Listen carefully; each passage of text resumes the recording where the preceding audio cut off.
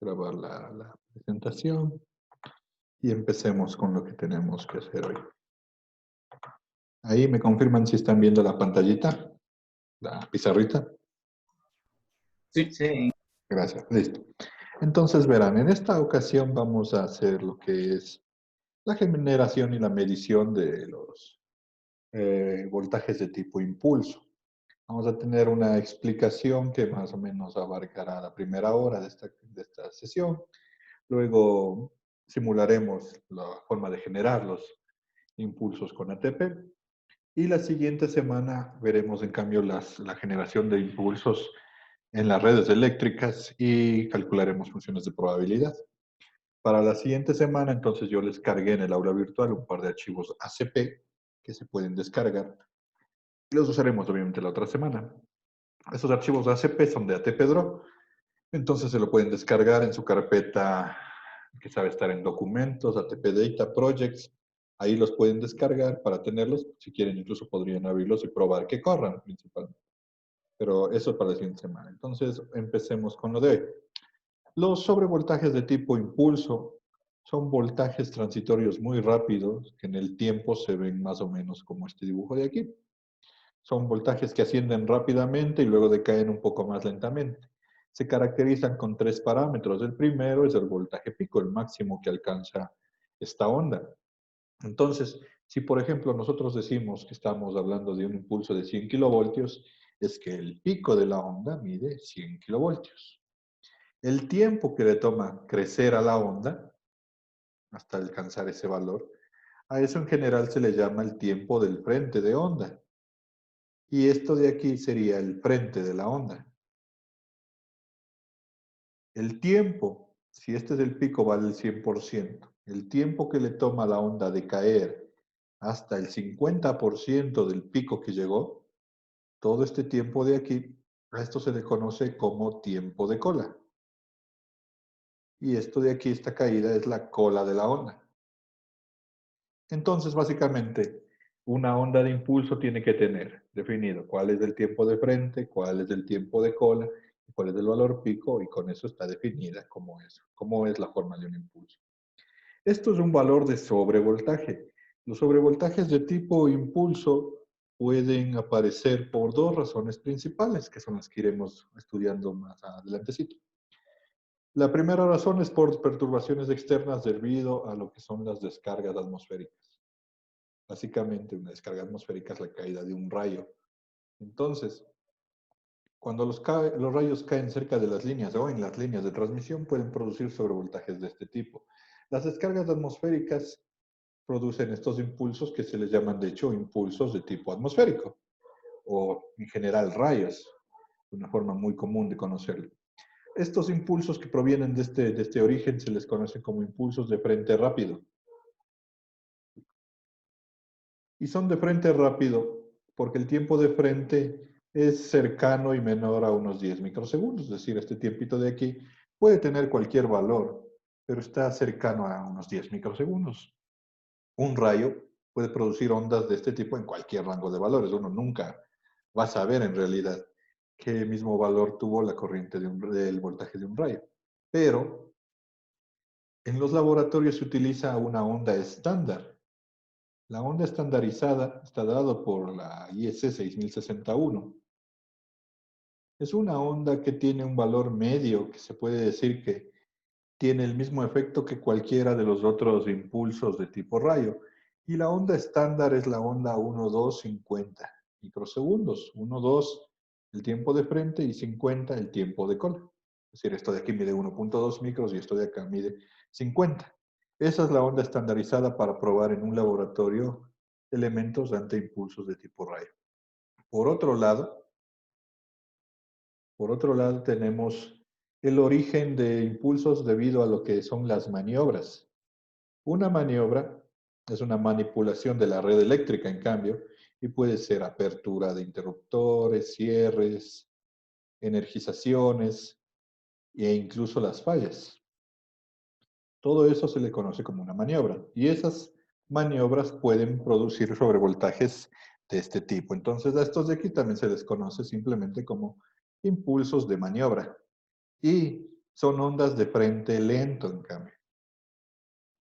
El frente, en este caso, es menor a unos cuantos o cercano en el rango de unos cientos de microsegundos. Y la onda estandarizada que se utiliza en un laboratorio es la 250-2500.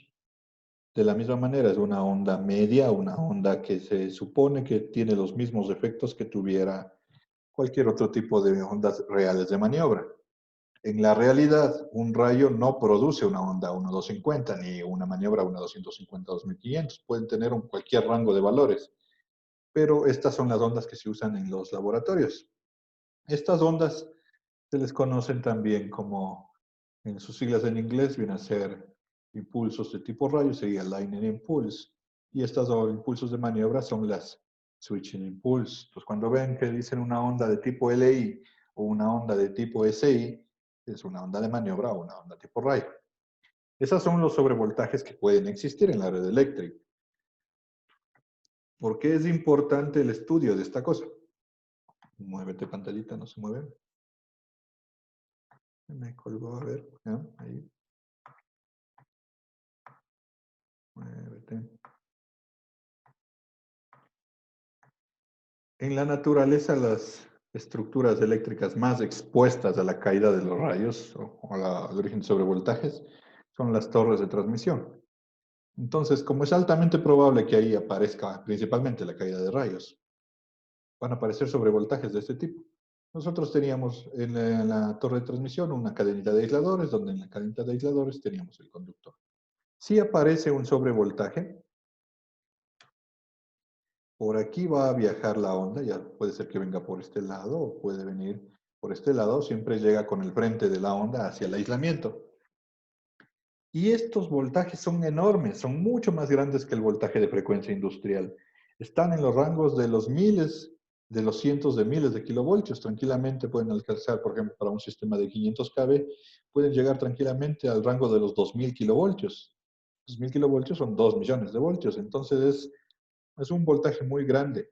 Este voltaje es tan grande que si el aislamiento no puede soportar este nivel, el pico que tiene la onda, pues simplemente fallará. Y aquí al momento de ver la falla ya tenemos una falla de aislamiento producida por un impulso. Entonces va a salir la línea de servicio por falla. Por eso en un laboratorio se debe determinar cuál es la capacidad que tiene este aislante para resistir este nivel de voltaje. A esa capacidad para resistir es lo que se le conoce como el nivel de aislamiento. Y los aisladores y cualquier aislamiento siempre tiene definido dos niveles de aislamiento. Entonces el nivel de aislamiento no es nada más que un voltaje al que puede soportar el aislamiento antes de destruirse o dañarse o fallar. Y los niveles de aislamiento son dos. Tienen que ser el aislamiento de frecuencia industrial, que es cuánto voltaje de frecuencia alterna de 60 hercios puede soportar, que son los voltajes que chequeamos la anterior ocasión, voltajes sinusoidales, y cuánto voltaje de tipo impulso puede soportar, ya sea de switching impulse o de lightning impulse, dependiendo del tipo de aislamiento. Pero siempre tienen que darme los dos niveles. Me tienen que decir, este aislamiento soporta, qué sé yo, 100 kilovoltios en frecuencia industrial y 200 kilovoltios en impulso tipo rayo. Esos son los niveles. ¿Y cómo sabemos de esos niveles? Pues simplemente aplicando impulsos en un laboratorio y midiéndolos para saber cuál es el nivel hasta el que va a fallar el aislamiento. Entonces, estos impulsos que se generan naturalmente, nosotros tenemos que generar artificialmente en un laboratorio. Por eso se deben generar. Aquí en esta figura izquierda, en esta tomatita, este es un esquema de una cascada de generación de impulsos que les voy a explicar cómo funciona. Simple, como la que tenemos en el laboratorio de nuestra universidad. Una igualita tenemos nosotros, funciona a 130 kilovoltios, tenemos dos etapas, es decir, nuestro laboratorio puede sacar hasta 260 kilovoltios de este voltaje impulso. Y acá abajo hay una figurita de tipo más industrial. Este de aquí ya es un generador de mayor amplitud, está formado por varias etapas de esas de ahí en cascada y tranquilamente Este podría alcanzar unos 1000 o 2000 kilovoltios de tipo impulso. Acá a la izquierda lo que hay es el medidor. Ahora, la etapa básica de generación funciona con este principio, se supone, y se les llama etapa de Marx. Y cuando se les conecta en cascada, pues se dice que tenemos una cascada de Marx. Para tener esta generación de impulsos, nosotros necesitamos una fuente de alto voltaje alterno, puede ser un resonador o puede ser un transformador, y una fuente de DC, que de hecho en la práctica se obtiene simplemente con un rectificador de media onda. Se le pone una resistencia para amortiguar los posibles corrientazos que van a tener la fuente de aquí al generar los impulsos. Y se puede hacer rectificadores más complejos, pero no hace falta porque en realidad solo se necesita un poco de carga y es súper barato y sencillo hacerlo con esto. El primer elemento del generador de impulsos es este capacitor. Se va a cargar al voltaje DC. Aquí hay dos esferas metálicas, esferas espinterométricas. Estas esferas están separadas a una distancia en el aire y tienen un diámetro conocido y se puede controlar la distancia de separación. Luego tienen dos resistencias que son las que se encargarán de cargar y descargar el segundo capacitor. Y aquí está el segundo capacitor. En este segundo capacitor, aquí tenemos el voltaje de salida del impulso. Este esquema puede ser dos tipos de esquema y se conoce que esto es una cascada de Marx. En la hoja guía del laboratorio está llamada como el esquema A y el esquema B, que son esquemas normalizados para la generación de impulsos. Y la diferencia entre el uno y el otro, pues aparte de cómo está construido, ¿no? Que en el uno el capacitor está en paralelo a la R2 y en el otro está en serie y paralelo a la R2 por la R1.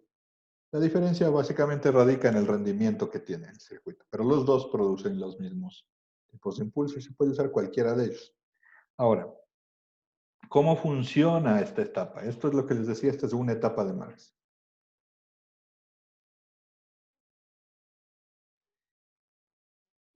En el instante inicial, cuando energizamos el circuito, hay que notar que como está abierto las esferas aquí en el aire, pues el lado derecho no tiene energía, ¿no es cierto? Está apagado. Si está apagado, el único lazo que está encendido es este lacito de aquí. ¿Y qué va a pasar aquí? Pues hay un rectificador de media onda, en este capacitor se va a aplanar y se va a cargar. Entonces aquí en el capacitor yo voy a tener voltaje DC, rectificado del valor que tenga acá. La esfera está conectada de aquí, las esferas no es nada más que un electrodo metálico. Entonces, la esfera se pone a un potencial, V1, digamos, que toma cierto valor.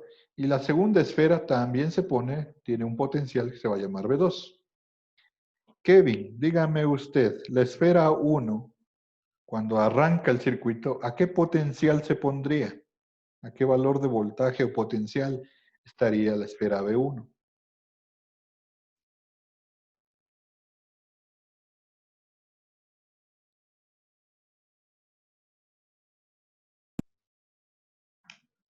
Estaría un potencial de C, Sí, de, ¿de cuánto? ¿O de qué elemento? del elemento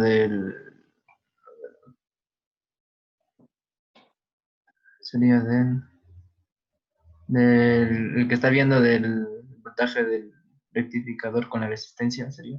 Sí, exacto, este punto de aquí, que básicamente es el potencial del capacitor 1. ¿Y qué potencial toma el capacitor 1? Pues un valor máximo de acuerdo al valor de la fuente, ¿no es cierto? Según lo que uno ponga en la fuente, ese valor máximo va a tomar ese capacitor. Así que, en términos generales, la primera esfera siempre va a estar un potencial alto máximo de acuerdo al valor de la fuente de acá.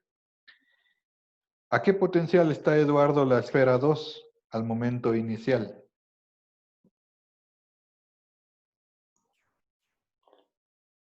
La esfera 2 Ujú. o sea, se produce la descarga en ese momento. Todavía no hemos llegado a la Ah, descarga. Es más, está todo apagado al lado derecho. entonces todavía no tiene Ya, exacto, no tiene potencial. potencial, sí.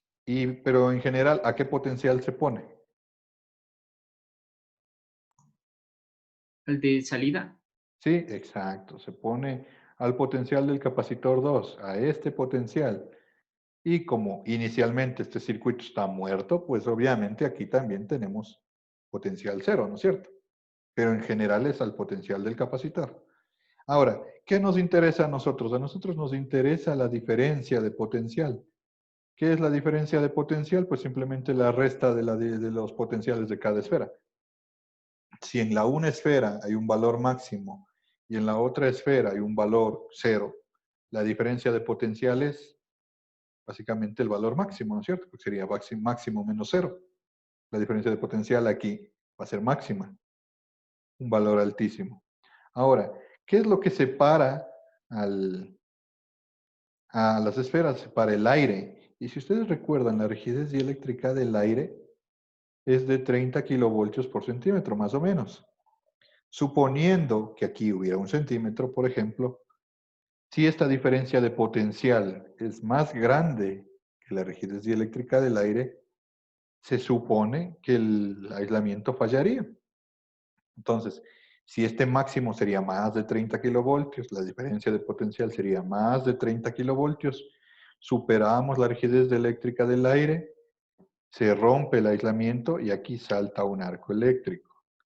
Al momento que salta el arco eléctrico, esto se comporta básicamente como un switch. Inicialmente estaba abierto porque no había conducción y el arco le cerrado, entonces ahora es un switch cerrado. Y eso es lo que hacen las esferas, son un interruptor. Como ya está cerrado el circuito, el capacitor 2 tiene que empezar a cargarse. Pero no se va a cargar inmediatamente porque tiene a través de él un circuito resistivo. Entonces, este sería el voltaje del capacitor 2 en el tiempo. Va a comenzar a cargarse, cargarse, a cargarse y en algún momento llega al voltaje máximo del capacitor 2. En todo caso, el tiempo que le tome en cargarse va a depender de los valores de estos elementos seres que están aquí. En algún momento, de todos modos, se carga. ¿Qué hemos logrado con esto? Hemos logrado formar el frente de la onda. En este capacitor ya se cargó y está formado el frente de la onda que quiero generar por el impulso. Ahora, cuando ya se cargó, hasta ahí llega la primera etapa, pues ya está cargado. Ya el capacitor va a mantenerse cargado una vez que se almacenó la energía. ¿Qué pasa con la esfera 2? La esfera 2 estaba al potencial del capacitor. Como ahora el capacitor ya se cargó, ya no puede ser cero el potencial del capacitor. Quiere decir que ahora el potencial de la esfera 2 es el potencial máximo del capacitor 2, porque ya está cargado. Como ya está cargado, esta esfera y la esfera izquierda siempre estaba en potencial máximo, resulta que los dos potenciales son muy cercanos. Es decir, son muy parecidos. Por ejemplo, si esta esfera se cargó a 100 kV, esta también estará cerca de los 100 kV cuando ya se cargue el capacitor. Y la diferencia de potencial de dos valores muy pequeños, muy iguales, ¿cuánto va a ser? Va a ser tendiente a cero, ¿no es cierto? Entonces, en la segunda etapa, la diferencia de potencial tiende a cero porque las dos esferas están casi al mismo potencial. Si la diferencia de potencial tiende a cero, ya no es más grande que la rigidez dieléctrica del aire. Y si ya no es más grande, ya no hay razón para que el arco eléctrico se sostenga. Básicamente el arco eléctrico se apaga. Entonces aquí se va a abrir el arco eléctrico y al momento que se apaga el arco eléctrico, básicamente el switch que simula esta esfera se va a abrir. Todo el circuito se va a abrir, el lado derecho otra vez se que desconecta del lado de la energía. Pero el capacitor no puede simplemente irse a cero, tiene que descargarse y se va a descargar a través del único circuito que tiene, que es este lazo de aquí. Se va a descargar y dependiendo de los valores de R que estén aquí, le puede descargar más rápido o más lento. Y va a obtener la cola de la onda, porque se descargó. Cuando ya el capacitor llegó a cero, otra vez acá, la esfera 2 siempre le va a seguir al capacitor. Entonces la esfera 2 regresa a tener potencial cero. La esfera izquierda siempre ha estado en máximo. La diferencia de potencial otra vez es máxima. Otra vez se supera la rigidez y se reenciende el arco. Y lo que obtenemos de aquí es un tren de impulsos. Y se van a repetir continuamente. y se ha generado la onda de impulso que queremos. Ahora, los tiempos de carga y de descarga del capacitor dependen de los valores de los RC que se pueden diseñar, básicamente, con ecuaciones o con un simulador como haremos. Se puede diseñar esto de aquí. Y la amplitud dependerá de qué tan separada está esta esfera, ¿no? Por ejemplo, si está a 1 centímetro, con unos 30 kilovoltios ya le podemos prender el arco aquí y este impulso será un poquito más chiquito que 30 kilovoltios. Pero si está separado 5 centímetros, necesitaremos unos 150 kilovoltios para prender el arco y este impulso será tan grande como 150 más o menos. Entonces la amplitud depende de la distancia de aquí. Con esto se puede controlar la amplitud del impulso y los tiempos ya están definidos según el diseño de esto de aquí. Y yo puedo tener en general un impulso de cualquier forma y normalmente en los laboratorios se diseñan con valores para tener la onda estándar 1250 o la 250-2500. Este valor del impulso no puede ser más grande que la fuente, así que si yo quiero un impulso de 100 kilovoltios, esta fuente tiene que ser capaz de darme 100 kilovoltios o más. Por eso es muy difícil tener miles de kilovoltios o cientos de kilovoltios con una sola etapa. Lo que se suele hacer es poner varias etapas aquí, una encima de la otra, para tener más voltaje. Y eso es lo que estaba aquí en el generador de tipo industrial. Cada bloquecito rojo que está aquí en la foto es uno de los capacitores en cada etapa. Y aquí yo veo que tiene 3, 6, 9, 12 etapas. Las etapas por lo general suelen ser de 100 o 200 kV. Así que tranquilamente este generador puede sacar entre unos 1200 o 2400 kV, así nada más al ojo. Y el circuito de la izquierda es el divisor para la medida. Este es el generador de impulsos y de aquí sale un rayo que se le colocará al aislamiento para la prueba. Estos dos circuitos ya les vamos a simular para que ustedes puedan observar bien cómo se produce el impulso y cómo se le puede medir a través de las herramientas de ploteo, pero esa es la forma en que se construye el generador. El generador que tenemos en la poli es uno de una sola etapa, como les decía. En esta etapa, este de aquí, el tanque más grande es el transformador de alto voltaje. Aquí tiene unas resistencias para el circuito rectificador, el diodo para la rectificación. Este elemento de aquí es el capacitor, el primer capacitor. Estas de aquí son las esferas se mueven horizontalmente con esta cajita de aquí que es un motor que le va moviendo. Aquí está una de las resistencias, otra de las resistencias, y aquí está el capacitor 2, donde se genera el impulso. Aquí en la cabeza de este generador, aquí sale el impulso. Entonces es el mismo circuito que está definido acá, armado ahí. Esos cilindros que ven ahí son resistencias, diodos y capacitores de alto voltaje nada más. Esa es la forma en la que se genera el alto voltaje de impulso. Como les decía, pues se desconecta en cascada y a esas cascadas se les llama cascada de Marx. Ahora, una vez que ya se generó el impulso, pues le ponemos a un aislamiento y debemos medir. Entonces ahí vienen los métodos de medida. La medición de los altos voltajes de impulso, de los 5 métodos que vimos para medir AC, se pueden usar 2. Alexander, ¿puede darme uno de los métodos de medida de alto voltaje de impulso? ¿Las mismas esferas o...? Ya, ok, empecemos con las esferas. Las esferas es uno de los métodos. Si nosotros tenemos aquí la barrita donde va a estar el alto voltaje, ponemos, ¿se acuerdan? Las esferas. Las esferas son dos electrodos metálicos donde yo tengo control en la distancia de separación, conozco el diámetro, ajusto la distancia al voltaje hasta que se produce aquí un arco eléctrico. Una vez que se produce el arco eléctrico, recurro a las tablas del espinterómetro que me dicen para cierta distancia el voltaje de descarga, el voltaje pico. El voltaje pico en este caso del impulso sería, y se lee ahí. Así se leía en frecuencia industrial, ¿no es cierto? Se medía la onda de AC y de la misma forma se mide la onda de impulso. Sin embargo, para el impulso hay que añadir un par de criterios bien interesantes que tengo que irles explicando ahorita. En primer lugar, el espinterómetro, como ven, está separado en aire. Esto de aquí es aire, así que el medio aislante tiene su rigidez y la rigidez del aire es, otra vez, casi 30 kb en 1 centímetro. Suponiendo que le pusiéramos a 1 centímetro, para que yo vea el arco debería poner 30 kilovoltios, ¿no es cierto? O si no, más sencillo, si es que ahí tengo las esferas, quieto, separado 1 centímetro, cuando le ponga 30 kb, dejaste de funcionar.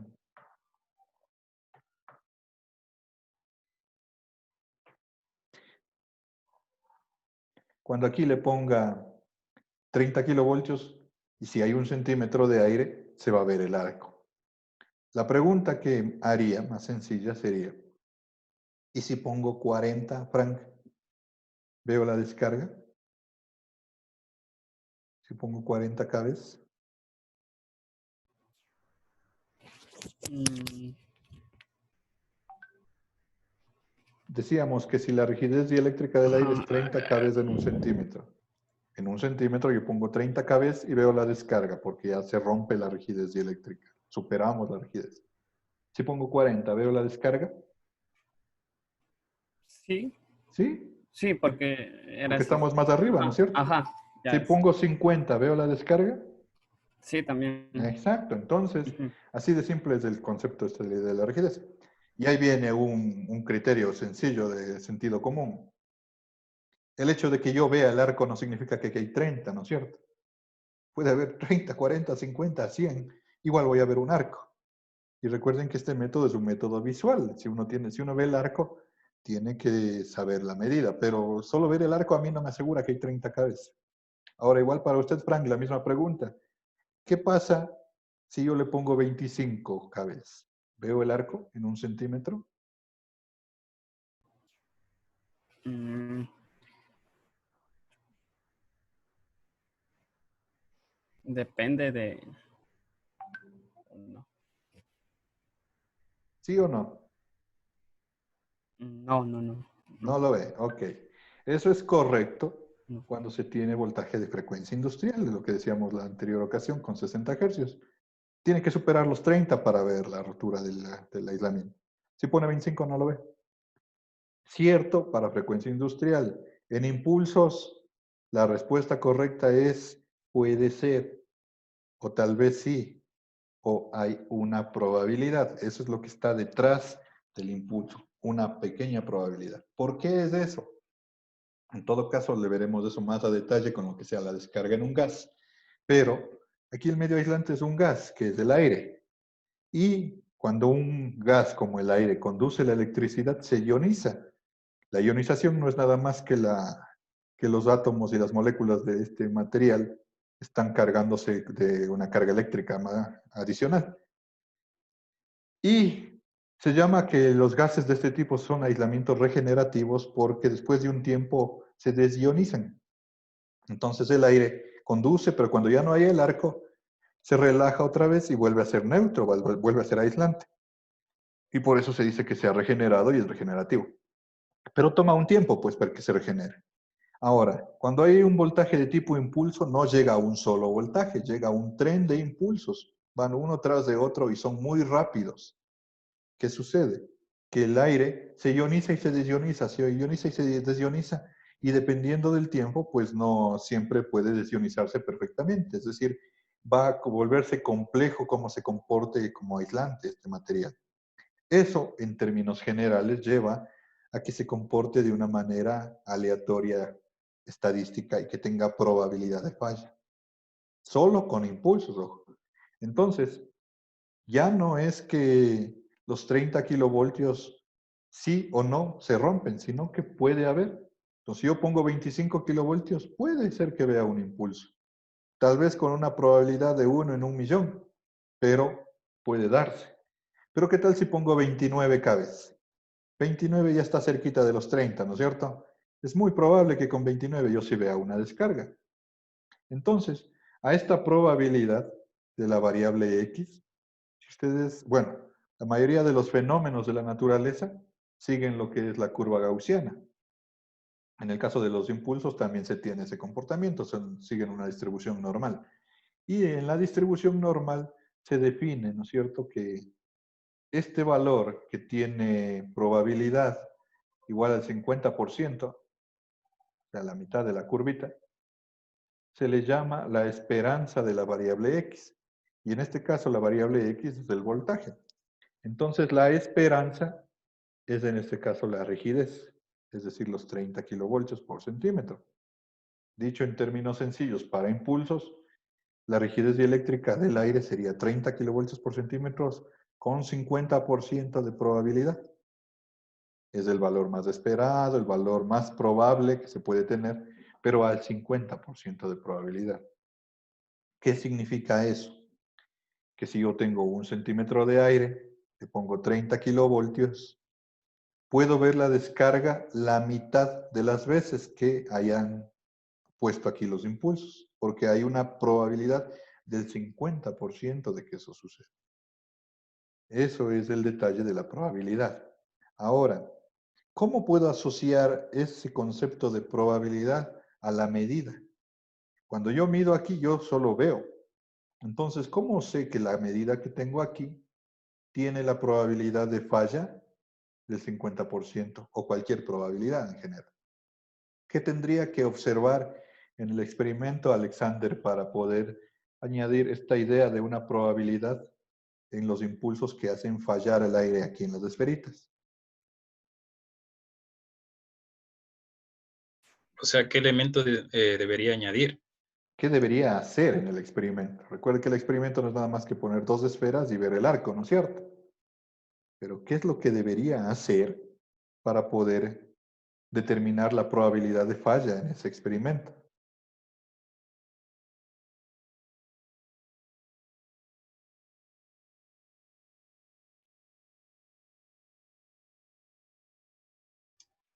Sería la alimentación a las dos esferas. ¿Pero qué? Cuénteme, ¿qué hacemos? Eh, Se podría decir, no sé si estoy bien en el concepto de la ionización de las esferas a partir de un valor de voltaje dependiendo del material. Pero cuénteme, ¿qué hacemos? Lo que yo le pregunto es, ¿qué hago? ¿No es cierto? ¿Cómo mido aquí añadiendo la probabilidad? ¿Cómo sé cuál es la probabilidad? Mm, Asocie la probabilidad a los eventos. Vamos a hacer una analogía. Si yo le pregunto a usted y le doy una moneda, ¿cuál es la probabilidad de que la moneda caiga en cara o sello? ¿Qué me responde usted? del ¿Qué tiene? 50%. Ya, ¿y qué tiene que hacer para saber eso? ¿Qué haría usted para saber la probabilidad de que la moneda caiga cara o caiga sello? Lanzar la moneda. Lanza la moneda y ¿qué mide? Si cae cara o cae sello, ¿no es cierto? Ajá. Ya, y si eso haciendo un evento. Y si quiere hacer más eventos, ¿qué hace? Lanza 100 Repetir. veces la moneda y cuenta cuántas veces cae cara y cuántas veces cae sello. Digamos que usted lanza 100 veces la moneda y cae en 60 veces cara. ¿Cuál es la probabilidad de que caiga cara? Del 50%. 60 dije. Ah, Entonces 60%, ¿no es cierto? 60 de las 100 lanzadas cayeron cara. Entonces la probabilidad de que caiga cara en esa moneda es 60%. Ahora, aquí también tenemos eventos, ¿sí o no? ¿Cuáles son los eventos? Los impulsos que yo le aplique a las esferas. ¿Cuáles son los eventos que yo puedo observar? El evento de falla y el evento del impulso, que sería el lanzamiento de la moneda, ¿no es cierto? Entonces, ujú. en el experimento, ¿usted cómo calcula la probabilidad de falla?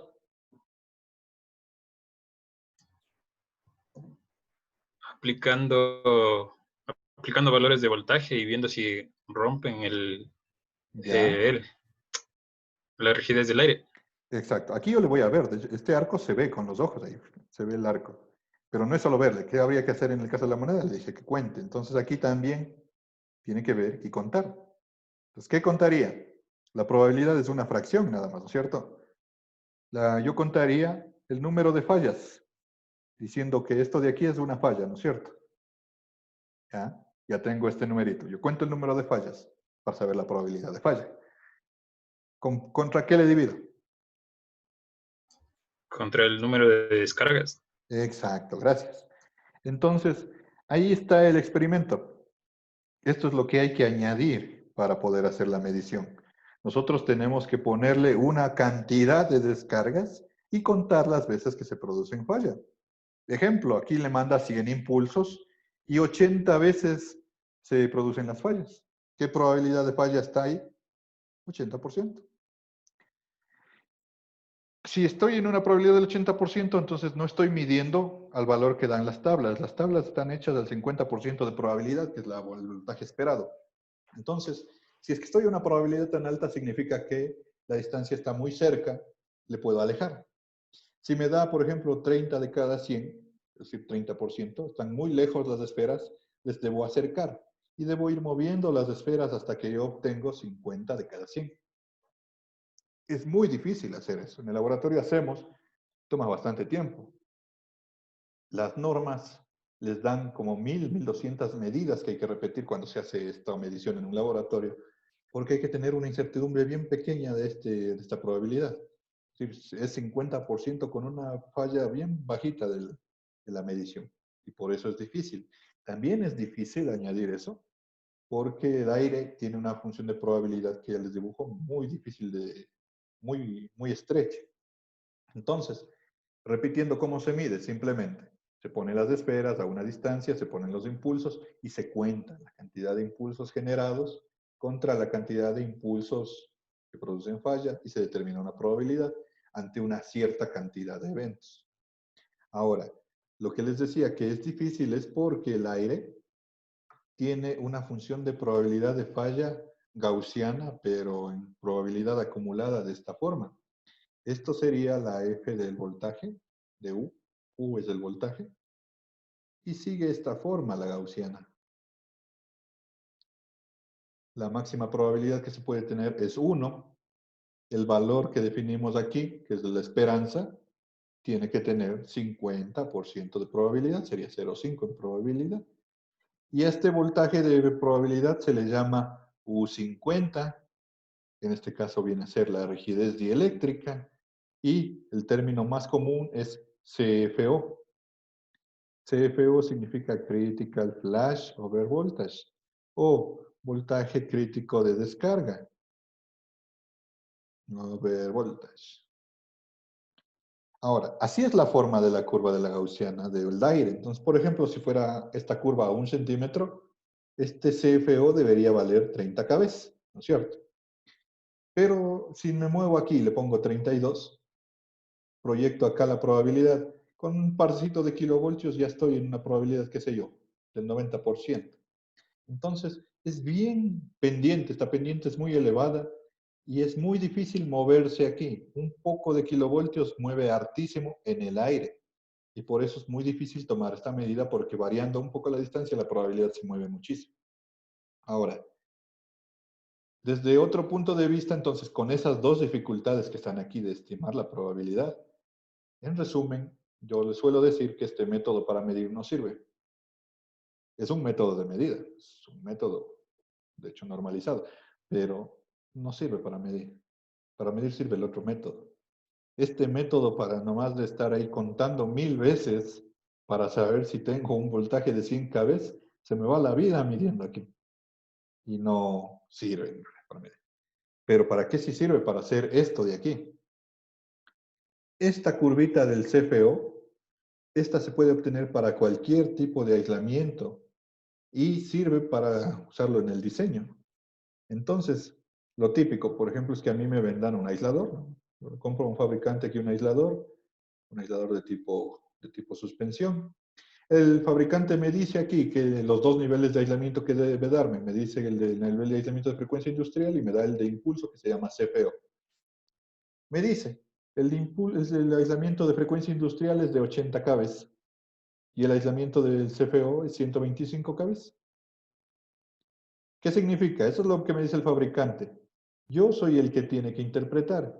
Entonces, eso significa que si le pongo una onda de 80 kb de frecuencia industrial, o sea, cercana a los 60 Hz, o 60 hercios, el aislamiento se rompe. Este aislamiento no soporta más de 80 kb de onda alterna. Y si le pongo un impulso de 125 kb, ahí viene la pregunta, ¿no? ¿Qué significa eso? Entonces, Kevin, si me dan este aislador, ¿no es cierto? Me llevan el aislador al laboratorio, que el fabricante dice que tiene un CFO de 125. Yo agarro aquí en los terminales con el generador de impulso, le pongo dos cablecitos y le aplico 125 kb de impulso. La pregunta, ¿veo o no veo la descarga en el aislador? Puede que se vea un poco por lo que dice que aguanta el sobrevoltaje hasta ese límite. Pero puede que se vea, ¿sí o no? Mm, yo creo que sí se ve un poco.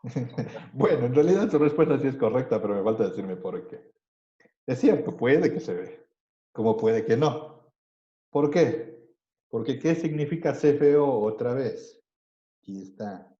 CFO es el voltaje, en este caso 125, que tiene 50% de probabilidad de causar la falla. Entonces, si yo le pongo 125, puede que sí y puede que no. Exactamente con 50% de probabilidad. En los impulsos nunca se olviden que están asociados a la probabilidad. Ahora, es más fácil. Si yo tengo un impulso, entonces puede que el primer impulso sí o como puede ser que no. Pero si le pongo dos impulsos, al menos uno de esos debo ver, ¿no es cierto? Si le pongo 10 impulsos, al menos 5, bueno, en realidad 5 de esos deberían verse y 5 no. Y si le pongo 1000, debería contar 500 impulsos que los veo y 500 no, se van a ver. Ese es el CFO. Eso tienen que entender ustedes y recordar, porque cuando compran los aisladores, creen que este es el nivel al que va a soportar el aislador y no es así. Este nivel tiene 50% de probabilidad. Ahora, ¿cómo sabe el fabricante que eso es así? Pues es sencillo, el fabricante simplemente va a un laboratorio y en lugar de poner las esferas, aquí pone el aislador en el espinterómetro y ejecuta cientos de eventos de medida y determina al final del experimento cuánto mismo ha sido el voltaje que logra 50% de las fallas. Entonces, para eso sí sirve este método, es muy útil para eso. Y de hecho es el único método, contando, porque si no, no hay cómo saber la probabilidad. Entonces, ahí sí sirve. Ahora, ¿por qué es útil este dato? Primero, el aislador del fabricante a mí me da el dato del CFO, que es este dato de aquí y que es el mismo dato de acá. En una curva gaussiana, para dibujar esta curva, para graficar, ¿qué necesitan ustedes en la función normal? Necesitan dos valores. La media, que es este de aquí, que es el CFO, es decir, con el dato que me da el fabricante, yo ya sé dónde está la media de la curva gaussiana. Y necesito la desviación estándar, puede ser esta en una gaussiana. Esta desviación también se saca de experimentos y vamos a calcular en la segunda parte nosotros estas curvitas de aquí de probabilidad, usando herramientas de estimación, obviamente. Pero con eso ya puedo graficar, es decir, a mí basta que el fabricante me dé el CFO y yo puedo graficar esta curva. ¿Y por qué es importante esta curva? Porque con esta yo puedo determinar cualquier probabilidad ante cualquier voltaje, ante cualesquiera. Y viene aquí también otra pregunta simple de sentido común e incluso ya es un criterio de ingeniería. Si a mí el fabricante me da el aislador que dice que tiene un CFO de 125, yo le llevo ese aislador a instalar en una red eléctrica, en una red donde yo he estudiado los sobrevoltajes y he determinado que el sobrevoltaje que puede aparecer en la red también es 125. Es decir, en la red donde yo lo voy a instalar, estoy muy seguro que van a aparecer los 125 kb. Y yo voy y ahí le instalo el aislamiento. ¿Qué es lo que va a suceder? Frank, ¿qué cree que va a suceder?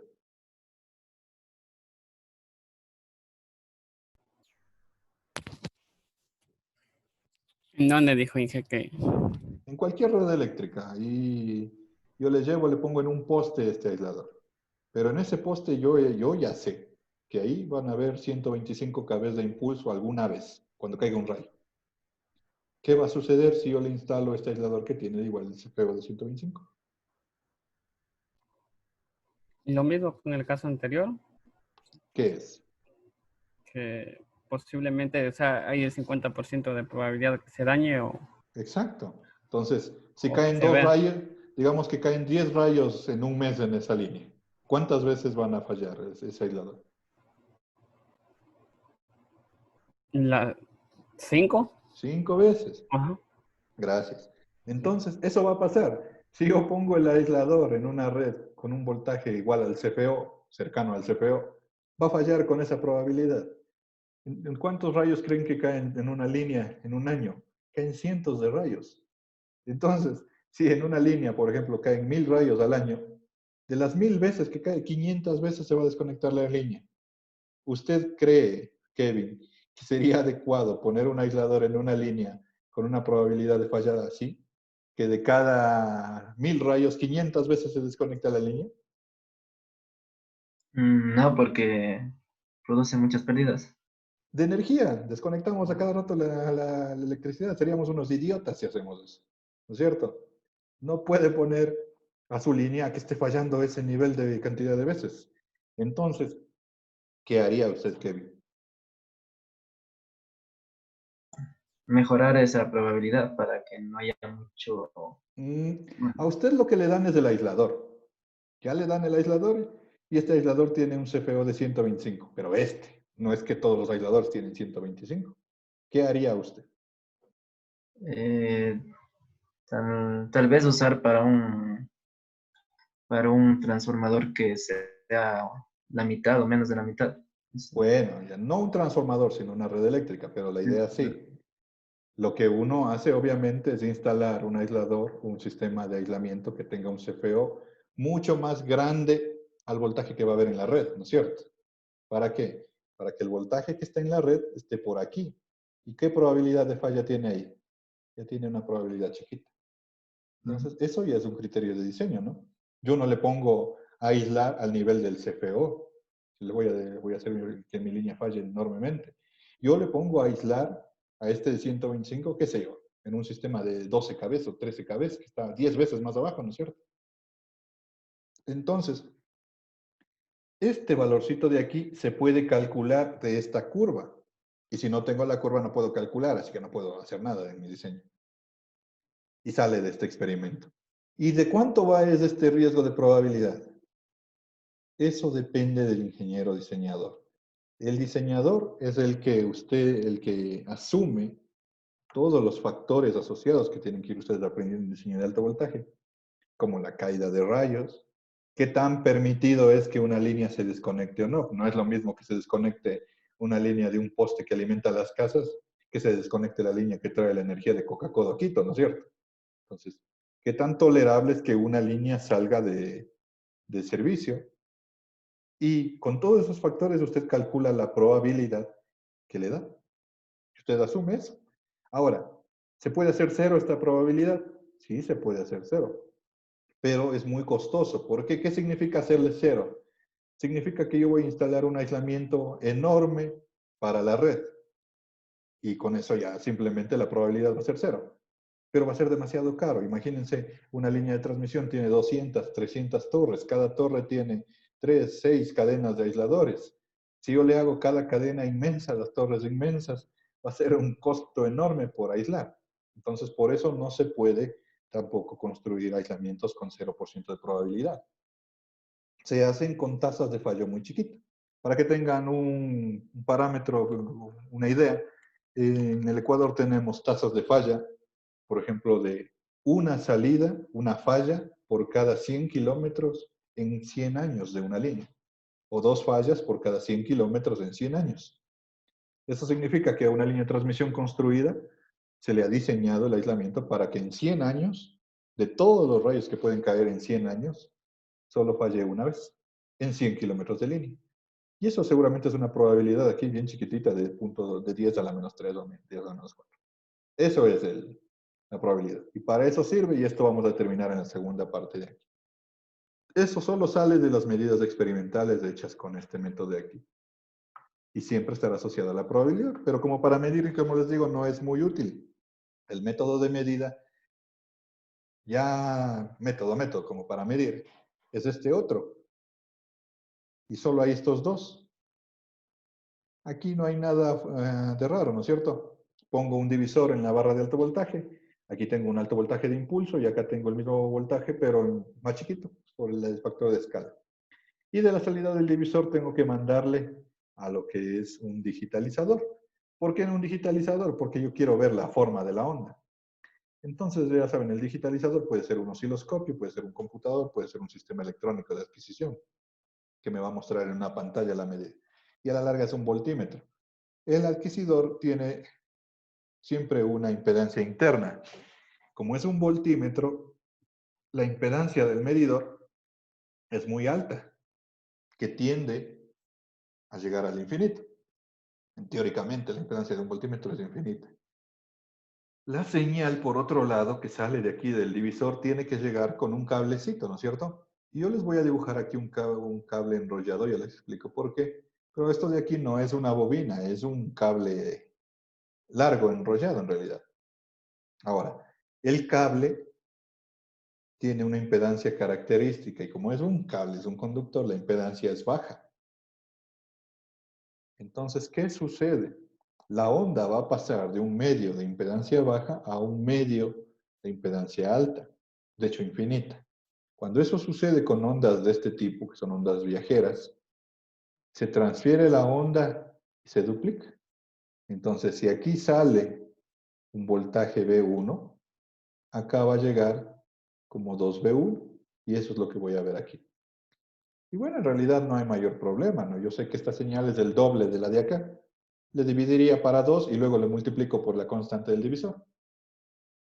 Pero los medidores suelen venir ya listos para medir, calibrados, así que no solemos multiplicar por 2. Lo que hacemos es un truco bien sencillo. Simplemente aquí ponemos una resistencia cuyo valor tiene que ser igual a la Z característica del cable. En el caso, por ejemplo, del laboratorio, nosotros tenemos un cable de 150 ohmios y la resistencia también es de 150 ohmios. ¿Qué se logra con eso? Aquí hay un divisor resistivo. La Z del cable es básicamente resistiva. Hay un divisor resistivo con dos valores de R igual. Entonces, ¿cuánto es el factor del divisor de voltaje aquí? Si los dos valores son iguales, es un medio, ¿no es cierto? El valor que llega acá por el divisor va a ser un medio de V1. Y al momento de pasar al medio de impedancia infinita, por 2 ya sería V1. Es decir, se reconstruye el mismo tamaño. Es un truco sencillo y ya no tengo que dividir para 2. Por otro lado, este cable de aquí le dibujé enrollado, porque normalmente suele estar enrollado. Es un cable largo y se le llama cable de retardo. Es un cable muy largo, nada más. ¿Por qué se llama así? ¿Cuál es el problema? ¿Cómo funcionan los sistemas de adquisición digitales? No pueden adquirir la onda analógica, ¿no es cierto? Simplemente lo que hacen es muestrear. Entonces, este dispositivo toma la medida en un intervalo de tiempo. En este instante, aquí está la onda, entonces le toma la medida y le pone aquí un puntito. Pasa otro intervalo de tiempo y la onda está aquí, entonces toma esta medida. Y así le va muestreando y lo que en realidad presenta cualquier instrumento digital es un montón de puntos discretos. La onda no es continua, es una señal digital de valores discretos. Y eso es lo que yo veo. Obviamente, como este tiempo es muy chiquito, parece que fuera continua, pero en realidad no es continua, ninguna onda medida con un sistema digital. El intervalo de tiempo que hay entre un punto y otro punto, a esto se le llama el tiempo de muestreo, porque es el tiempo que pasa entre una muestra y otra muestra de la señal. Y es inverso de la frecuencia de muestreo. Entonces, si a mí me dicen que un instrumento muestrea a 1 kilohercio, el tiempo de muestreo es 1 milisegundo. Cada medida estará tomada en intervalos de 1 milisegundo. Si la frecuencia de muestreo es 1 megahercio, estamos muestreando a 1 microsegundo. Entonces, para que sea más chiquito el intervalo de tiempo y mejor tomada la señal, la frecuencia tiene que ser más grande. Los instrumentos en la actualidad llegan a muestrear en frecuencias en el orden de los megahercios y los gigahercios. Nosotros en el laboratorio tenemos un osciloscopio de 100 megahercios. Y en la universidad hay, por ejemplo, los más modernos que están en los rangos de los 10 gigahercios más o menos. Ahora, ¿a qué velocidad se mueve la onda? Las ondas de aquí son ondas viajeras que tienen velocidades que tranquilamente están cerquísima de la velocidad de la luz, que es esa velocidad. Son demasiado rápidas. Entonces, ¿qué sucede? Ni los megahercios ni los gigahercios se acercan a la velocidad a la que se mueve esta onda. El osciloscopio toma una medida y le toma aquí la medida a la onda. Pasa un tiempo y la onda ya se fue. ¿Dónde también estará la onda? El osciloscopio ya no toma ninguna medida. Puede tomar la onda aquí o desincronizada y comienza a mostrarme la onda en diferentes lugares, mal medida, mal capturada. Básicamente no le puedo capturar porque la onda se mueve más rápido que lo que puede muestrear el instrumento.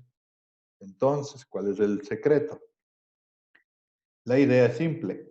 Este es un cable muy largo. Nosotros en el laboratorio lo tenemos metido en un tanquecito de metal, enrollado hay cientos de metros de cable. Ni siquiera sé cuántos metros son, pero son muchísimos. ¿Y cuál es la idea? Este es un camino largo. Entonces la onda sale de aquí y viaja por este camino, le toma tiempo recorrer este camino y llega acá después, ¿no es cierto? Después de un tiempo. El osciloscopio comienza a contar desde que sale la onda y comienza a lanzar las muestras aquí y la onda llega después y le puede capturar. Así que básicamente esa es la idea del cable de retardo y por eso se llama cable de retardo, para darle tiempo a la onda, hacerle retardar tiempo en el camino hasta que llegue al osciloscopio o al instrumento de medida. Ese cable de retardo solo hace eso, solo le da tiempo de camino a la onda. No afecta a la amplitud, no debe cambiar los tiempos de la forma de la onda, básicamente. Y el último elemento, hay que poner una antena. ¿Cómo sabe el instrumento que la onda salió de aquí? Al momento que sale la onda, la antena detecta el campo eléctrico aquí y manda una señalcita al disparo del instrumento. Ustedes deben haber visto, por ejemplo, en un osciloscopio hay una entrada que dice trigger o disparo. ¿Qué es lo que hace? Le dice, ahorita salió la onda y ahí empieza a muestrear. Entonces, el instrumento está sincronizado con esta salida de aquí. Porque si no, el instrumento comenzaría a mostrar cuando le da la gana y da lo mismo que esté usando un cable de retardo. La onda puede capturarla en cualquier momento. Entonces, todo de aquí, todos estos elementos son elementos adicionales que hay que poner, como ven, al divisor de voltaje para poder medir. Una vez que ya está adquirido, pues es simple, simplemente el voltaje de aquí se multiplica por el factor del divisor y ya está medido. Es bastante sencillo. Y este método ya es el método de medida. Aquí yo veo la onda, veo el tiempo, veo el pico, veo todo, ya tengo la señal, ya tengo la medida completa. Y en un laboratorio se trabaja así, con esta medida, y aquí ponemos las esferitas, porque las esferas en cambio sirven para hacer el conteo. Yo veo y cuento en las esferas y la medida del valor tomo con un instrumento, ¿no es cierto? Esta es la forma en la que se mide un alto voltaje de impulso, las dos formas, y cómo están asociadas a través de la probabilidad. Ahora, entonces, eso es todo lo que tenía que contarles. Está bien, más o menos una hora suele tomarme contarles esto. Es la parte teórica de los impulsos, básicamente en resumen. Los impulsos están asociados a una probabilidad. Se generan con esas etapas de carga y descarga de los generadores de impulso. Y los valores de tiempo de los impulsos dependen de los valores del circuito. Entonces, en la hoja guía que ya está en su aula virtual, aquí tenemos el circuito que está calculado con valores para tener una onda estándar 1, 2, 50 microsegundos. Capacitor de 6000 picos, capacitor de 1200 picos. Acá se ha caído el valor, pero es la misma, es RD 416 y la RE vale 9500. No se olviden, acá al inicio tiene que haber una fuente rectificadora de media onda, como la que está aquí, antes del capacitor CS que está aquí. Y esta onda se usa una resistencia grande. Nosotros podemos trabajar, por ejemplo, con una resistencia de 500K, que es lo que suelo hacer. En la realidad, es una resistencia grande simplemente para amortiguar la corriente ahí en el transformador. Y lo que no hay es las esferas. En el ATP que vamos a simular esto, no hay estas esferitas. Entonces, ¿qué van a usar? Aquí, cuando ustedes ponen el nuevo archivo, aquí hay un switch dentro del menú de los switches que dice Switch Voltage Controller, o sea, interruptor controlado por voltaje. Ese es. Cuando le abren, el parámetro que van a mover es este de aquí que dice BFL. Este voltaje, por ejemplo, está por defecto en 10.000. Ese voltaje es el voltaje al que el interruptor se cierra cuando aquí en los extremos del interruptor hay más de 10.000 voltios, si es que yo le dejo con 10.000. Se cierra. Y si hay menos, el interruptor está abierto. Por eso es un interruptor controlado por el voltaje. Y hace lo mismo que las esferas, ¿no? Si las esferas, por ejemplo, no superan cierto voltaje, están apagadas. Y cuando supera cierto voltaje, se enciende el arco y se prende el interruptor. Lo mismo hace este de aquí. Así que este interruptor va a simular lo que es la esfera espinterométrica. Y los demás elementos ya están aquí, en la hoja guía y en los datos. Así que, igual que yo, sigan armando ahorita, vamos a probar que se genere el impulso. Pueden armar cualquiera de los dos esquemas, a la larga van a terminar haciendo los dos. Voy a armar cualquiera de estos, del A o el B, porque son similares. Y vamos armándole para chequear cómo nos va. Si tienen dudas o preguntas, mientras arman el circuito, me dicen nomás para chequear que funcione, ¿no? Vamos a poner una punta de voltaje en el capacitor de salida y una punta de voltaje en el capacitor de entrada también para ver el voltaje tanto de entrada como de salida del generador de impulsos. Poner aquí el diodito. Una resistencia. Da lo mismo si la resistencia ponen antes o después del diodo. Recuerden que solo forma parte del sistema de rectificación. Un capacitor.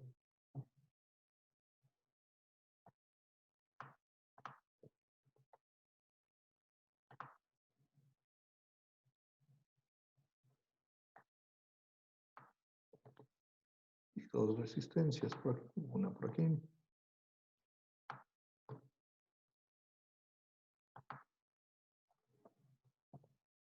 Y otra por acá. ¿Ya está? Estos tres van a tierra.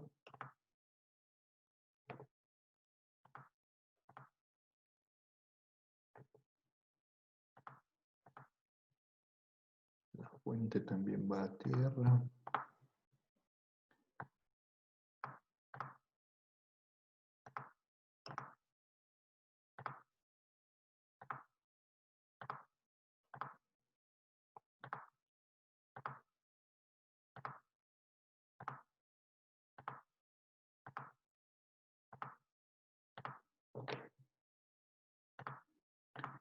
Una punta al capacitor aquí y una punta al capacitor de otro lado. Ese es el circuito generador de impulsos.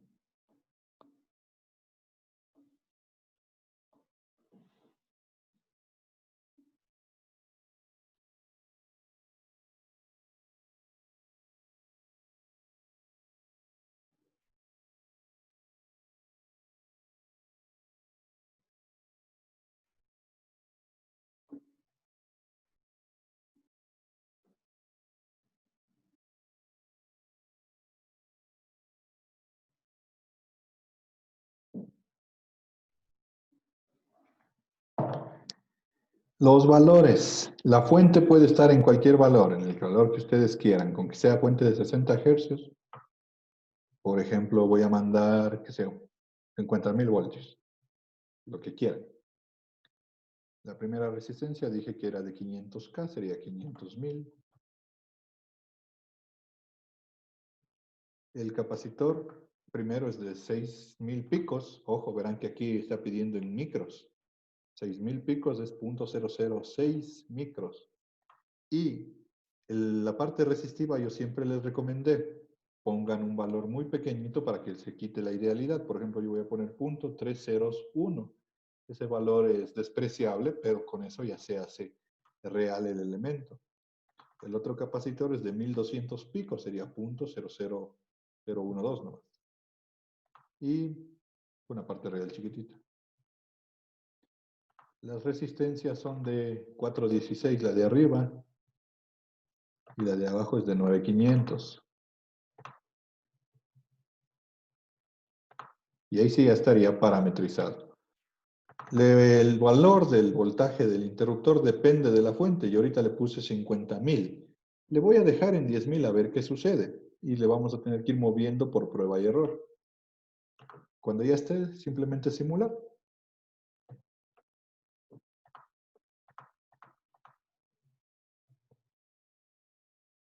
Corrió la simulación. El tiempo de simulación me parece muy chiquito, 1 milisegundo. Le voy a simular 0.1 segundos, que son 100 milisegundos, a frecuencia de 60 hercios. El paso está bien a 1 exponente a la menos 6. Y ahí sí simulo otra vez. Ploteo. Y voy a tener dos señales. Ahorita me interesa solo la señal de salida, que debo ver cuál también será. Esta es. Miren. Me salió un tren de pulsos, pero no como yo quisiera. Sale la onda sinusoidal cortada. Y eso es porque el voltaje del interruptor está muy abajo. Aquí está en 10.000, mientras que la fuente está en 50.000. Entonces, lo prudente sería subirle y hay que probar. Entonces, por ejemplo, qué sé yo, voy a poner 45.000, un valor ligeramente más abajo de los 50.000 que he puesto en mi fuente. Pero eso será en cada caso, depende de qué voltaje pongan en la fuente. Le he puesto un valor cercano. Este es el capacitor, el 3, el 5 es... Este es el tren de pulsos ya correcto. Si le voy a hacer zoom aquí, miren, son unos impulsitos. Con el mouse se le arrastra aquí en la pantalla y se puede hacer zoom a una sección. Le voy a hacer zoom solo a uno de ellos para irle viendo cómo está el impulso. Y este es el impulso perfecto que necesitaba yo. Un impulso de alrededor, miren, casi 40.000 voltios, porque yo entré con una fuente de 40.000, ¿no es cierto? Entonces, ese es el detalle. Hasta ahí he llegado ahorita y ya está generado el impulso. Armen ustedes y vamos viendo si a todos se les generan los impulsos en sus simulaciones.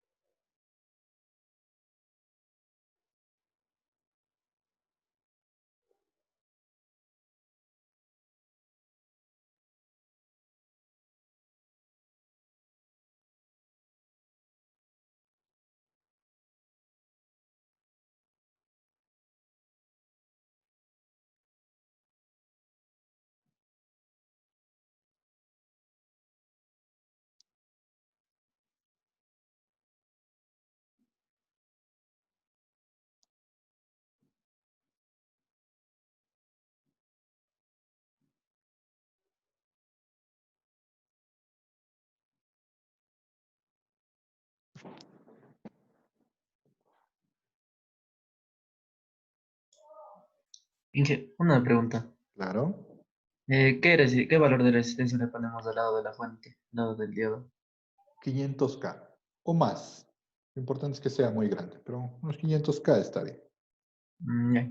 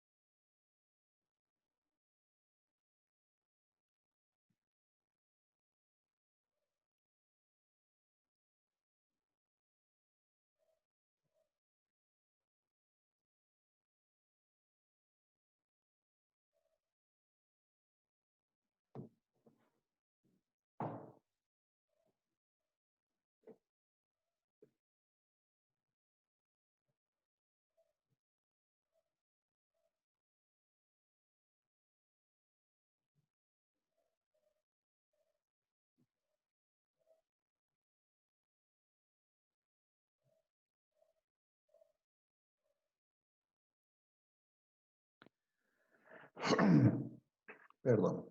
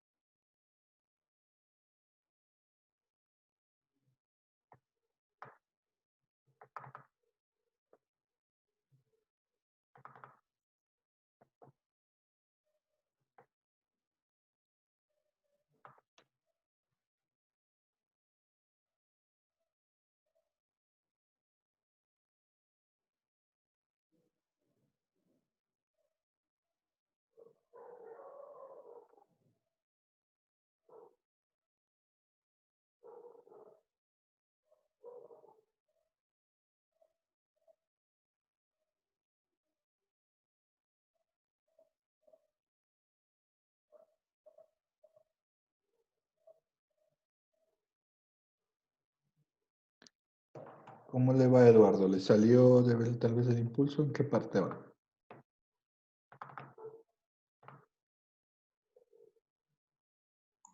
No, Inge, lo que pasa es que como mi versión es anterior, no le puedo poner la resistencia, la pequeña, la del capacitor, entonces le estoy poniendo resistencia a esa parte y bajarle el valor. Creo que por eso es que no me sale. Su capacitor no tiene parte real, dice. ¿Está? Eso no tiene las opciones. ¿Seguro que no tiene? ¿Y qué le sale?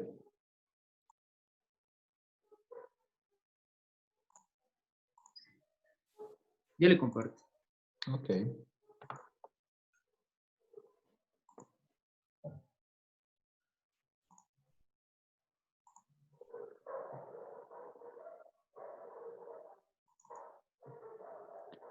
No, ahí está la KS-DAMP. Sí tiene, vean. Donde dice KS-DAMP, esa es la parte real. Ah, listo. Y este sí es más nuevo. Este ATP ya es más nuevo. Ah, A ver, póngale ahí. Ya.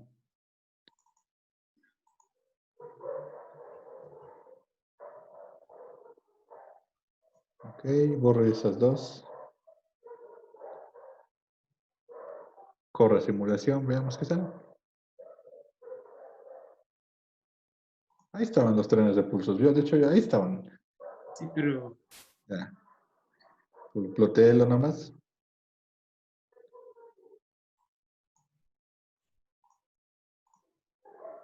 Hágale zoom a uno de esos con el clic arrastrado, así seleccionando la selección.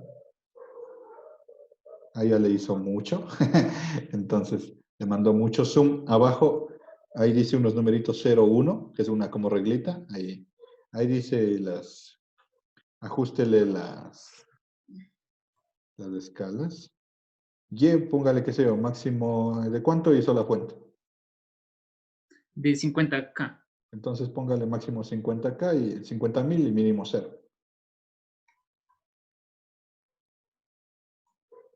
El eje Y es el voltaje. ¿Ok? Ah, en el eje del tiempo también le movió. Ya, igual ahí. El eje X, el mínimo que se dio en 0. ¿Y cuánto simuló el máximo? 0.1. Póngale eso. Ya, ahí está. Ahora sí. Abarque toda el área con el mouse para que pueda hacer un zoom ahí. Toda el área que quiere ver. Clic arrastrado. Es ahí. Ya, y sígale acercando. Pero está muy bien el impulso, ¿sí ven? ¿No? Ah, cierto. Fran, ¿cómo le va a usted? Inge, yo justo le iba a decir ahorita, tengo un problema, corro la simulación, pero no se detiene, o sea, continúa como al infinito. Póngale. Ya, Igual ahorita, infinito. ajá, pero ¿Cuánto ahorita, tiempo de integración puso? Pero póngale, para ver. ya. No sé si se puede ver ahí. Claro, mire, usted mandó 1e a la menos 8. Entonces, no le moverá, espere, no le mueva. Ok. ¿Qué diferencia hay? Yo estoy simulando un microsegundo. Usted está simulando un centésimo de microsegundo. Entonces, usted, por cada microsegundo que yo simulo, usted simula 100 veces más. Así que obviamente le va a tomar 100 veces más de tiempo. Pero creo que ya acabó. O Dele sea, tiempo nomás. pero no me sale tampoco. Entonces, a ver, ploté. Ya, una vez que usted corre la simulación, ya debe haber resultados. Ponga el plot, a ver qué salió. Bueno, ya le mandó a correr. Ya. Ahí ponga el plot.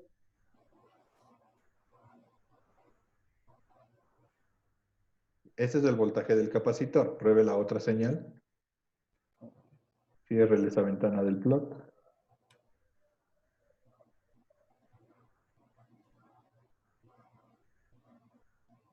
Ahí está el tren de pulso. Oh, ya. Y ahí le hace zoom. Ahora, en el otro caso, lo que me dijo, no hay ningún problema. Si usted simula con más resolución, de hecho va a tener mejor la solución. Pero usted ve cómo le toma más tiempo a la computadora, ¿no es cierto? Ujú, sí. Kevin, ¿cómo le va a usted?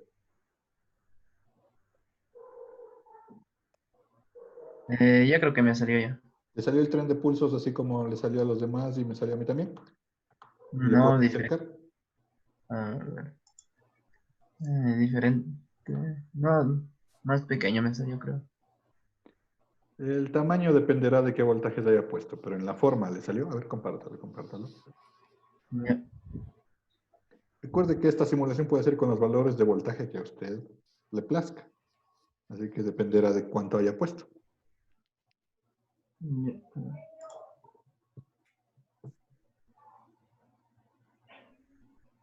Plotéela.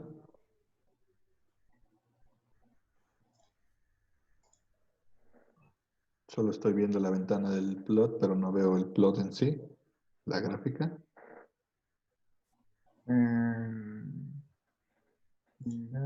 ¿Cómo se llama? Ahí. Ah, ya. Listo, perfecto. Ya sé qué es. Ciérrele. Cierre nomás el plot, cierre esto y vamos a la TP, al circuito. Muéstreme el circuito.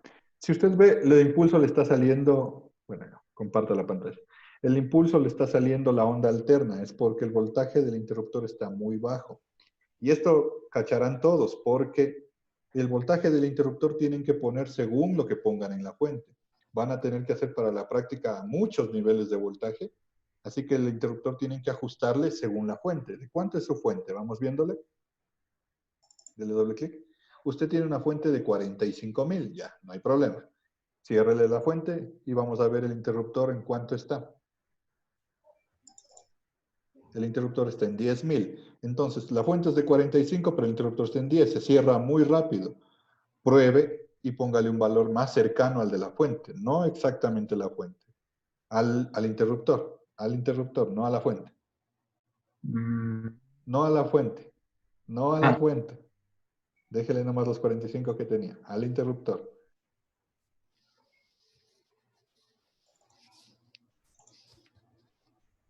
Entonces, qué sé yo, póngale unos 40.000. 40 está cerca de 45, ¿no es cierto? Sí. Póngale. Si le ponen en cambio exactamente 45, el interruptor no se va a cerrar y en cambio les va a salir 0 la simulación. Una línea ahí. Plotee otra vez. Y ahí seguramente ya le salió, ¿verdad? Sí, Igual no veo nada. eso me salió. Ese es el tren de pulsos. Ahora, con el clic sostenido en el área que quiere, vaya acercándose. Hágale clic, eso. ¿Ya? Y ahí puede ir haciendo zoom. Pero ahí está el impulso, ¿sí ve? Sí. Ya. Y Alexander, ¿cómo le va a usted? Creo que sí me salió. ¿Le acercó y puede ver este impulso así como estoy viendo yo? O sea, no logré acercarlo, no sé por qué no puedo acercarlo. Haciendo clic en la... Comparte, veamos por qué. Porque sale un tren de pulsos, pero todos los pulsos son iguales, así que yo me acerco a uno de ellos nada más. Ponga el plot. Si ya simuló, no hace falta que vuelva a simular, solamente lanzar el ploteador.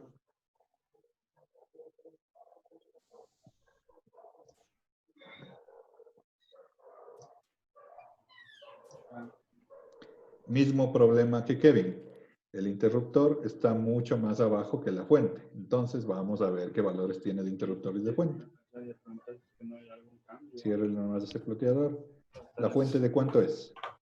De 50. 50. Entonces, el voltaje del interruptor Lleva tiene que nomás. estar cerca. ¿Cuánto está el Lleva, interruptor? digo. 45. 45. En su caso no funcionó. Ahora, puede ponerle un poquito más cerca, qué sé yo, 48. Está cerca, ¿no es cierto? Ya, póngale OK. Y antes de eso, chequemos los valores. Vamos chequeando sus valores de los elementos. Esa resistencia es de 500, ahí ese es de 500.000, ahí dice 50.000. El mío también tienes. Falta un cerito Sí, por ahí. 50. Pero es de Con la huella 500.000 también tiene el o mío. más, de 500.000. Entonces, por menos de 500.000, ya. Vamos viendo ese. Ese está bien. Está bien. Está bien. ¿Y está bien? En teoría, tal vez ahorita funcione. Simule.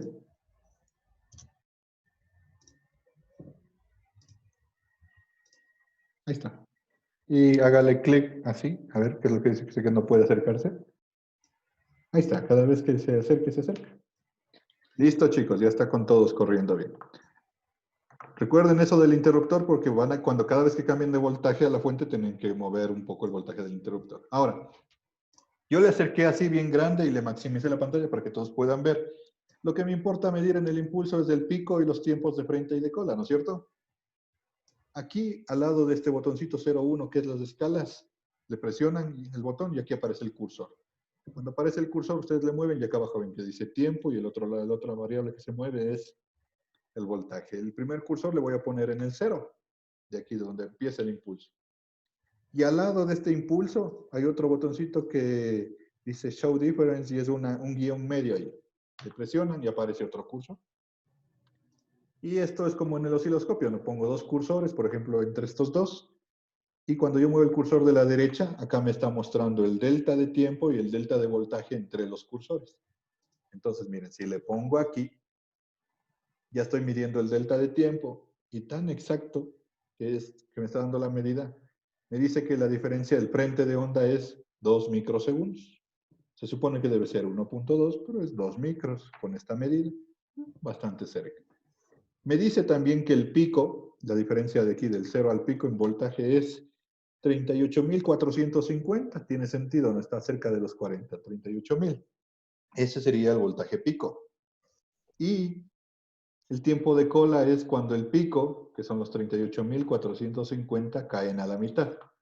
Entonces tengo que ver cuánto es la mitad. 38.450 entre 2. Cuando el voltaje caiga a 19.225, entonces le voy moviendo desde aquí. Veo el voltaje de la diferencia acá, dice menos 7.000. ¿Cuánto dije? 19.225, lo que mejor pueda. 19.600, 300. Ahí va a ser lo que más da por la resolución. Y este tiene que estar en el 0. Entonces el tiempo del 0 a cuando cae el pico a la mitad, aquí estoy hablando de 47 microsegundos. Entonces he tomado las medidas. Lo que van a hacer es llenar una tablita como esta de aquí para tomar las medidas. Primero el voltaje pico. ¿Cuánto era el voltaje pico? 38.450, que es lo que medí. Entonces el pico yo anotaría aquí. 38.450. El tiempo de frente yo le medí 2 microsegundos. El tiempo de cola que estoy midiendo ahorita es 47 micros. El tiempo de cola, 47 microsegundos. Para calcular el error usamos los valores estándar. El valor estándar del frente tiene que ser 1, 2 y el valor de cola 50. Y me falta el voltaje de C. El voltaje de C es la otra señal que está en el voltaje del capacitor. Así que si voy acá, en mi caso es la otra señal, que es la de aquí. Le ploteo y este es el voltaje del capacitor. Ahora, aquí vamos a hacer una aproximación para que sea fácil para ustedes y no nos compliquemos la vida nada más. Pero en la realidad, se supone cuál es el voltaje de C de esta onda. Es la integral. Entonces tendríamos que agarrar esta señal, integrarle y el valor de la integral, ese sería mi voltaje de C. Cuando uso un voltímetro, el voltímetro me da el valor de C de una señal de C. El valor medio, el valor integral. Pero, como para hacer la integral yo tendría dos opciones. Una, crear un modelo aquí que integre, se puede hacer. O sacar esta señal a MATLAB e integrarla en MATLAB. Van a tomar el valor medio aquí en la señal. Ni el máximo ni el mínimo, sino el medio por aquí. Una aproximación es, ojo, una aproximación que nos va a dar un error, obviamente, pero es solamente para que sea sencillo y no tenga que estar integrando. El valor medio ahí me está dando, en mi caso, 38.320. Y ese sería mi voltaje de C en esta medida. De hecho, no va a funcionar. Perdón. No puede ser el rendimiento mayor al 100%. Acá al final vamos a calcular el rendimiento. El rendimiento se calcula con el voltaje pico entre el DC. Como el voltaje pico es 38.450, no puede ser la entrada más pequeña. Entonces va a tocar tomar el valor más alto. Para ahorrarnos el trabajo de la integral, nomás que digo, el valor más alto aquí en la parte plana más alta está marcando 42.480. Entonces con ese valor trabajemos. 42.480. Y ahí sí, el rendimiento aquí sería 38.450 entre 42.480. Un porcentaje. ¿Cuánto sale eso?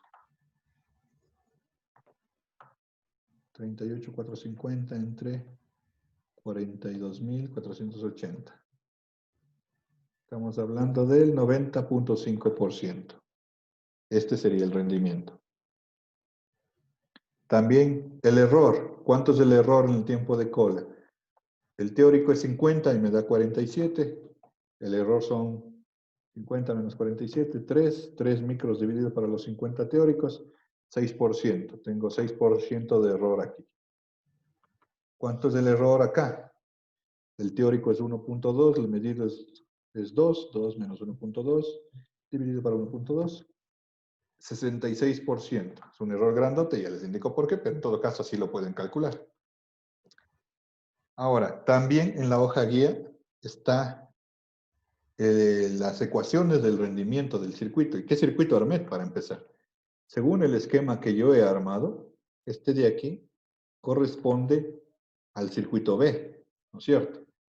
Entonces, en el circuito B, acá al final de la hoja guía dice circuito A y circuito B, las ecuaciones.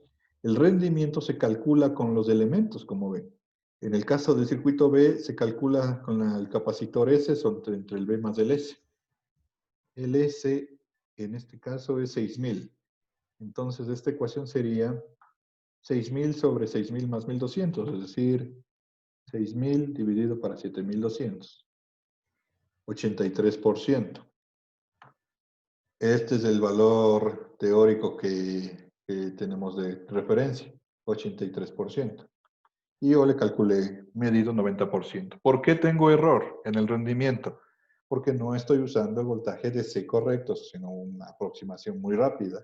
Pero ustedes van a hacer así. Para tener más cerca el valor tengo que usar la integral.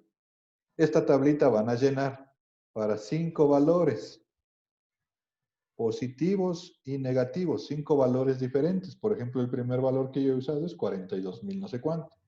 Cambiarán al valor que les dé la gana, 5 positivos y 5 negativos. ¿Cómo hacen positivo? Y para el circuito A y para el circuito B. Tanto el circuito A como el circuito B, es decir, a la larga son 5, 10, 15, 20 medidas. ¿Cómo cambiamos de polaridad? Eso no les indiqué, pues simplemente dan la vuelta el diodo, ¿no? El generador de impulsos produce pulsos positivos o negativos, porque en la realidad los impulsos son positivos o negativos. De hecho, los impulsos más dañinos y los más comunes son los pulsos negativos. El pulso negativo va a ser igualito, solo que hacia abajo. Y también hay que medir el pico, el tiempo de frente y el tiempo de cola, pero como ven, es un pulso negativo. Ahora, la resolución. Aquí es lo que les decía que tengo, también se puede mejorar la medida por resolución. ¿Cuánto medí el tiempo de frente de onda? 2 microsegundos. ¿Por qué? Como lo que estaba haciendo, por ejemplo, Frank.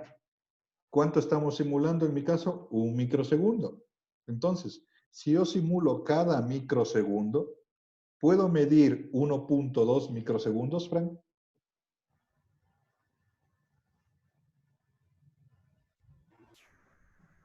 No, Inge, No puedo, no. porque mis resultados están cada micro. Entonces yo puedo medir 0, 1, 2, 3 micros. ¿Cómo mido 1.2? La solución está entonces en bajar la resolución. Y ahí podemos aprovechar y bajarnos a 1 a la menos 8, que es 1 centésimo de microsegundo. Ahí sí voy a poder medir 1.2, ¿no es cierto? Porque estoy, de hecho, en una resolución de centésimas de micro. Y ahí va a pasar lo que decía él, que se corre más tiempo. Obviamente corre más tiempo porque está simulando 100 veces más puntos. Pero no hay problema, esperamos un ratito. Y ahora sí voy a tener una buena resolución para poder medir mejor el frente de onda, porque a 1 microsegundo o miden 0, o miden 1, o miden 2. Nunca van a poder medir los 1.2. Si le ploteo, ahorita incluso ya voy a ver que es mejor la resolución, que la onda se ve mejor cuando me acerque. De lejos no se nota, obviamente, pero a medida que yo me voy acercando, miren, ahí ya se nota el pico. Esto es. Miren esto de aquí. El pico de la onda ya se nota, ¿no es cierto? Que tiene esta forma curva del impulso por la resolución que le acabo de dar. Entonces van a tener que subir la resolución. Y por último, medir como dice la norma. Ahora les explico aquí cómo dice la norma. Esto también está en la hoja guía, por si acaso. Como ven, la onda del impulso tiene este pico que no es un pico, sino es redondeado como está en mi simulación ahorita. Este pico redondeado que está aquí es el pico redondeado que estoy viendo acá, solo que bueno, esta es una onda negativa, ¿no? Pues da lo mismo, positivo o negativo. Se supone que para medir primero no se mide desde el origen, se mide desde este de aquí que se llama origen virtual, o está más a la derecha. ¿Y cómo se sabe dónde está? Se hace un punto que se llama el punto A al 30% de la onda, del pico. El punto B está al 90%. Se une con una recta, se prolonga esa recta, está en la zona lineal del impulso, y donde la recta corta el eje del tiempo, allí es el origen virtual. Un poquito más a la derecha del origen del ser. Peor aún, ¿dónde está el tiempo de frente? El tiempo de frente yo lo estaba midiendo acá, ¿no es cierto? Al pico, pero no es ahí. El tiempo de frente es donde el valor, la recta AB, esta recta inclinada, intersecta con esta recta horizontal, que es la recta del nivel del 100%, y se intersecta en este punto. Ahí es el tiempo de frente, y se prolonga acá abajo. Este es el tiempo de frente. Y ese tiempo de frente es el que vale 1.2. Y como ven, está más a la izquierda del pico. Por eso tengo mucho error del 60% ahorita. Y, por otro lado, el tiempo de cola, ese sí es sencillo. Va del origen hasta que cae al 50%. Ese casi no debe haber cambiado mucho. Entonces, ¿cómo aplico esta medida normalizada acá? Pues, si quisiera ser yo muy riguroso en la medición, tendría que sacar esta recta, esta gráfica, le podría sacar a MATLAB o a Excel, y ahí graficar una nueva recta. O incluso imprimir y tomar la medida, ¿no? Pero nosotros vamos a hacer una aproximación simplemente con su vista. Si yo prolongo aquí la recta, me voy por la zona lineal hasta donde también imagino que está aquí la recta que se prolonga del pico. Y pongo los cursores. Más o menos, o va a ser aproximada su medida, pero en todo caso tampoco necesito que hagan algo más elaborado, pues simplemente para medir el frente, ¿no? Entonces, según mi imaginación, la recta está, las dos rectas se cruzan por aquí, más o menos. Y ahí sí, estoy hablando, más acá sería más o menos, a ver, que estoy hablando aquí de 0.7 microsegundos el tiempo de frente de onda, lo cual ya está más cerca de los 1.2 microsegundos. Entonces, tomen la lectura del tiempo de frente lo que mejor puedan, ¿no? Estoy hablando de que yo estoy midiendo alrededor de 0.7 microsegundos. En mi caso, con mi apreciación.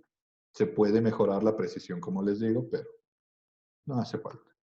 Esta misma señal es la que sabe salir en los osciloscopios y así mismo toca aproximarle con el Excel o con MATLAB para tratar de tener la medida lo más precisa posible. Esas medidas van a ser, otra vez, 5 positivas, 5 negativas para el circuito A, circuito B, a niveles de voltaje que ustedes quieran, y llenan esta tablita con todos los parámetros del voltaje de cel, el rendimiento, y van a ir viendo. Prácticamente deberían ir viendo que no importa que yo cambie el nivel de voltaje, se supone que los tiempos de frente y de cola no deberían cambiar, porque los tiempos no dependen del voltaje. También deberían notar que el rendimiento tampoco debería cambiar, mucho al menos. Esas dos cosas. Y lo que podrían notar es que haya diferentes rendimientos entre el circuito A y el B, porque como ven aquí, incluso las ecuaciones dicen que en el circuito A hay un rendimiento diferente al B. Y con eso concluiríamos la primera parte. Esta parte formará parte de lo que es el informe, obviamente, así que esta tablita, síganla llenando, adelanten su trabajo. La hoja guía ya está subida al aula virtual, el preparatorio está cargado, me parece que para el 4 de julio, así que también ya tienen que ir haciendo eso. La práctica concluiremos la otra semana, pero obviamente como incluirá esto, lo mejor es que ya vayan simulando, porque como ven, van a tener que hacer 20 simulaciones y tomar medidas, entonces no amontonen su trabajo y síganlos haciendo. ¿Sí? Y continuaríamos la siguiente semana, en cambio, con los archivos ACP, que son los que están en el aula virtual, para, en cambio, calcular estas funciones que les dije de acá. En cambio de la ocurrencia de sobrevoltajes. Hoy solo hemos simulado cómo se produce un sobrevoltaje, cómo se genera. De esta primera parte y esta pequeña asignación de tarea, que es básicamente para su informe final, ¿alguna duda o pregunta? ¿Algo que se me haya olvidado decir?